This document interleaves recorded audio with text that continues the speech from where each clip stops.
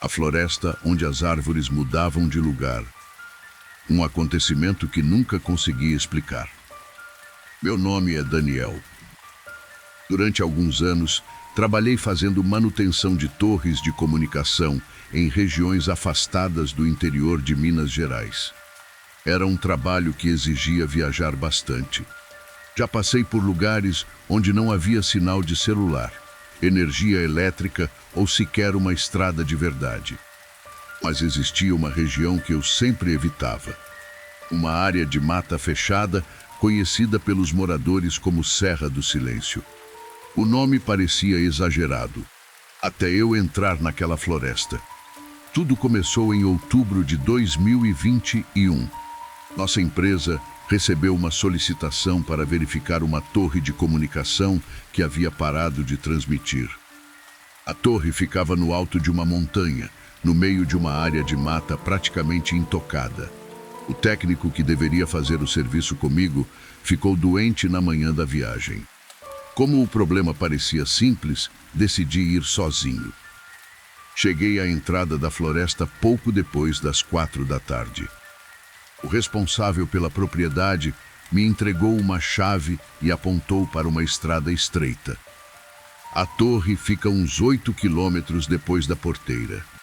Perguntei se havia alguma coisa que eu deveria saber. Ele ficou alguns segundos em silêncio. Depois disse: "Se começar a escurecer, não saia da estrada." Achei estranho. Perguntei por quê.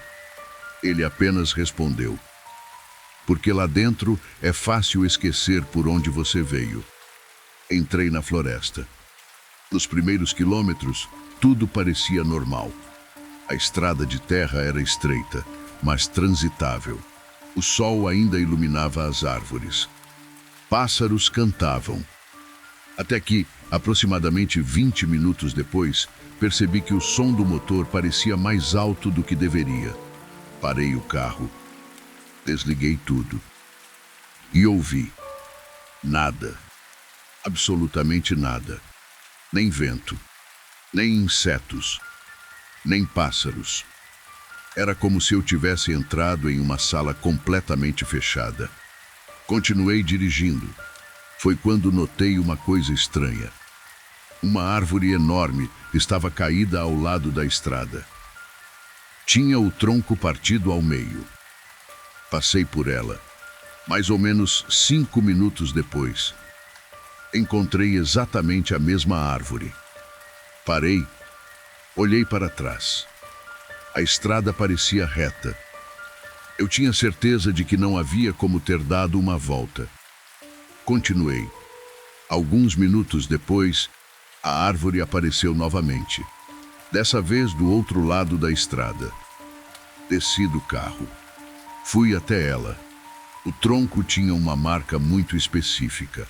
Uma grande cicatriz branca em forma de cruz. Eu lembrava perfeitamente. Era a mesma árvore. Tirei uma fotografia. Depois voltei para o carro. Pensei que talvez estivesse confundindo o caminho. Peguei o GPS. A tela mostrava que eu estava avançando normalmente. Mas o ponto da minha localização permanecia parado. Segundo o aparelho, eu ainda estava na entrada da floresta, mesmo estando quilômetros adentro. Foi nesse momento que comecei a ficar desconfortável. Resolvi voltar. Fiz meia volta. Dirigi por aproximadamente 15 minutos.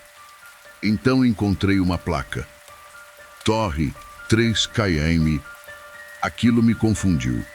Eu havia acabado de passar pela placa. Como ela poderia estar atrás de mim? Continuei na direção indicada. A floresta ficou ainda mais fechada. As árvores cobriam completamente o céu. Já estava escurecendo. Decidi procurar um lugar para parar. Foi quando vi uma pequena casa de madeira. Parecia abandonada. Havia uma varanda e uma janela quebrada. Parei o carro. Pensei em passar a noite ali e voltar pela manhã. Quando me aproximei da porta, ouvi 3 batidas. Toque. Toque, toque. Parei. Não havia ninguém do lado de fora. As batidas vieram novamente.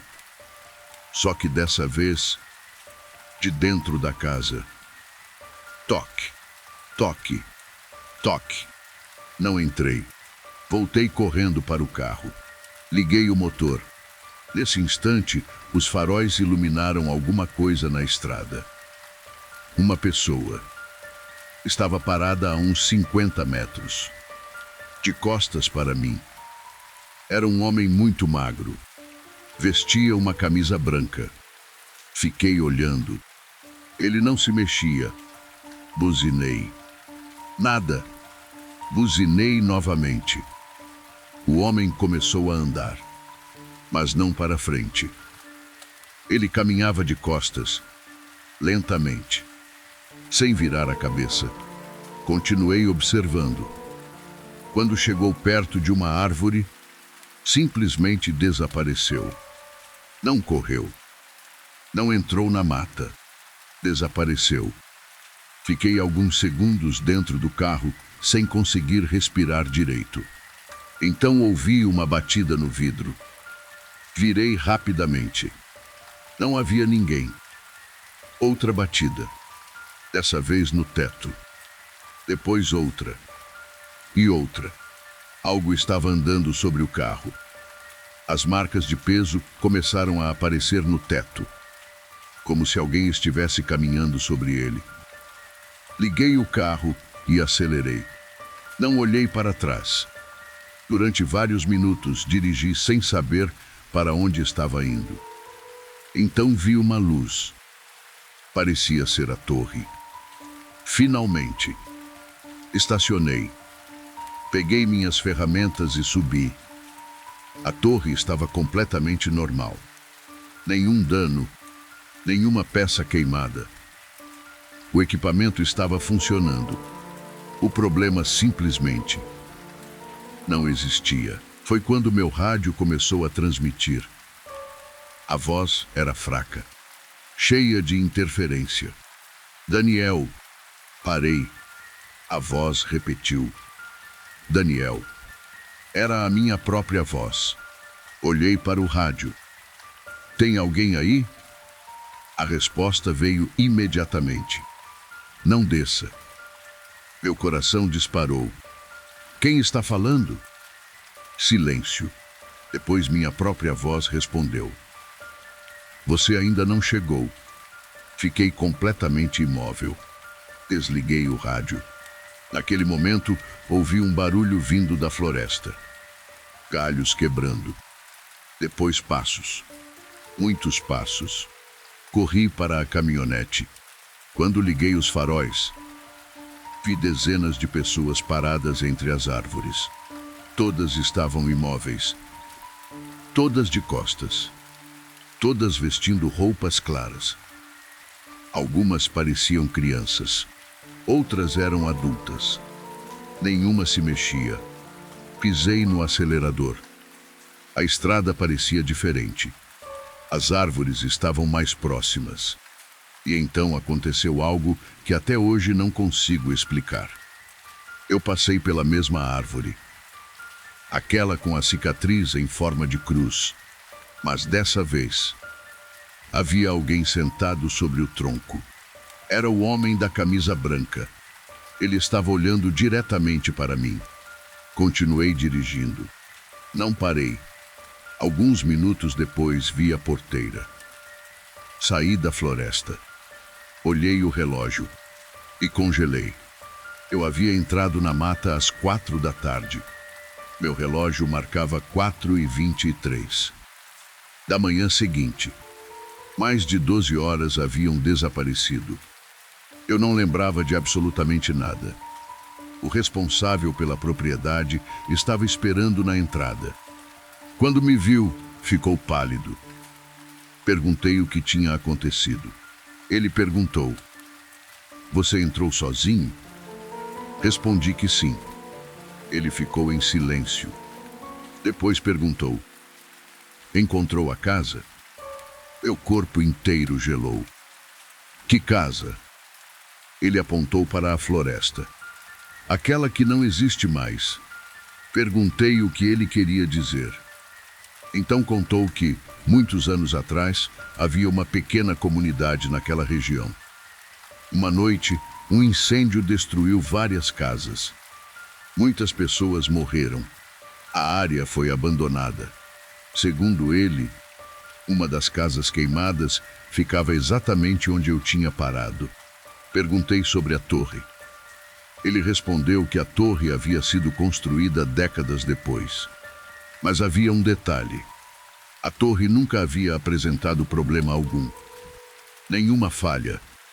Nenhuma interrupção. A empresa confirmou isso. Eu nunca contei tudo o que aconteceu naquela noite. Disse apenas que tive problemas com o GPS e me perdi. Achei que seria mais fácil, até receber as fotografias do serviço. Eu havia tirado várias fotos da torre naquela noite. Quando abri os arquivos, havia algo estranho em uma delas. No fundo da imagem, entre as árvores, estava o homem de camisa branca. Na segunda fotografia, ele estava mais perto. Na terceira, mais perto ainda. Na última, ele estava atrás de mim, tão próximo que era possível ver o rosto. Mas eu não me lembrava de ter visto ninguém. Apaguei todas as fotografias. Troquei de emprego alguns meses depois. Nunca mais voltei àquela região. Mas há uma coisa que continua acontecendo. Às vezes, durante a madrugada, meu celular perde completamente o sinal. A tela fica preta por alguns segundos. E então aparece uma notificação. Sem número, sem nome, apenas uma mensagem. Você ainda está na floresta. A primeira vez achei que fosse algum erro. A segunda vez, fiquei assustado.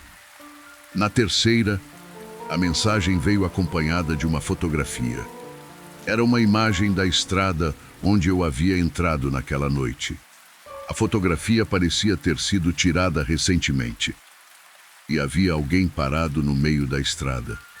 O homem da camisa branca. Só que dessa vez ele estava olhando para a câmera. E, atrás dele, havia dezenas de pessoas, todas paradas entre as árvores. Todas olhando para mim. Desde então, nunca mais entro em uma floresta sozinho. Mas existe uma pergunta que continua me atormentando. Se aquela casa realmente desapareceu há décadas, se a torre nunca apresentou defeito, e se ninguém estava transmitindo pelo rádio, então quem estava falando comigo? E por quê? Quando escuto aquela gravação hoje, a voz que responde às minhas perguntas ainda é a minha, porque algumas noites, quando o silêncio fica forte demais, eu consigo ouvir 3 batidas na janela. Toque, toque, toque. E uma voz sussurra do lado de fora. Daniel, você esqueceu alguma coisa aqui.